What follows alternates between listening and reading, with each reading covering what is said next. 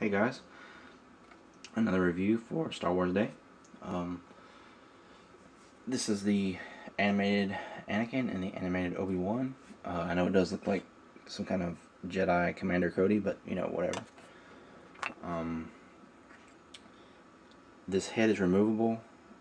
This head actually is kind of difficult to get on, actually.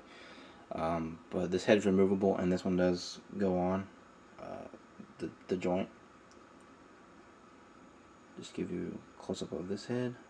And this head is not as articulated when it's on as this one is. This one has a lot of articulation. I mean, he can look really far up and really far down. So it's very good. It's very good articulation for the head. Anakin's is not as good. It's mostly just a swivel joint. Anyways, onto the detail. You can see that I can't remember what the crest means. I think it may mean general. I'm not entirely sure. I really haven't been that into Star Wars since 2006. I've been kind of laying back off of it. So I've kind of forgot a lot of the tidbits here and there. These figures have, from the torso up, they have really good articulation. Their ball-jointed shoulders work really well.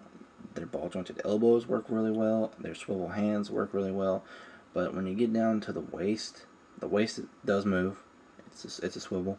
But when you get down to the waist, the only thing you get is swivel hips. That's it. I don't know why they couldn't have put ball-jointed knees on both of these figures and ball-jointed feet. I don't know what that. I don't know why they couldn't do that. I don't know. It's stupid.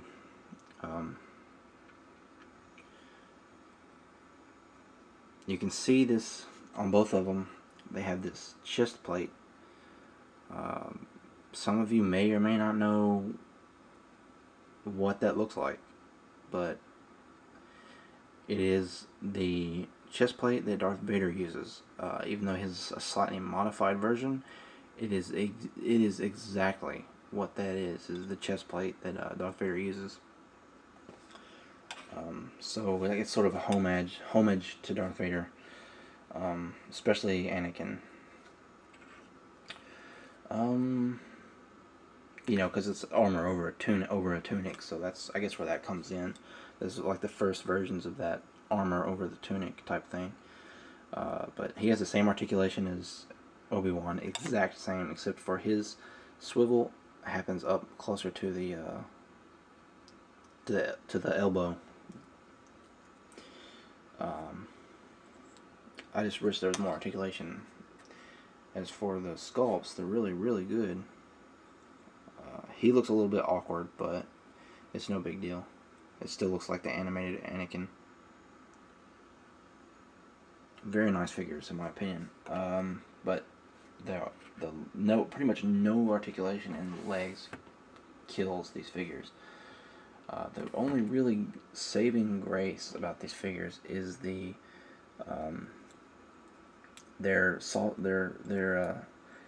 tunics are, to a degree, very flimsy, which is a good thing, because at least it gives them a greater range of motion that they wouldn't otherwise have.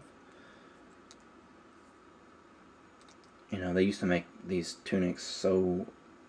You know, they used to make tunics, rubber tunics, so difficult to move around with, mess around with, that it wasn't even worth it. I will say one thing about Anakin: his lightsaber is very difficult. It falls out of his hand all the time. I had to actually heat up his hand and close the fist together and then run under cold water to warp it to the right way that he would hold the saber. So that's a downside. This thing I have in my hand here is Anakin's little blaster, force blaster thing. It's kind of dumb.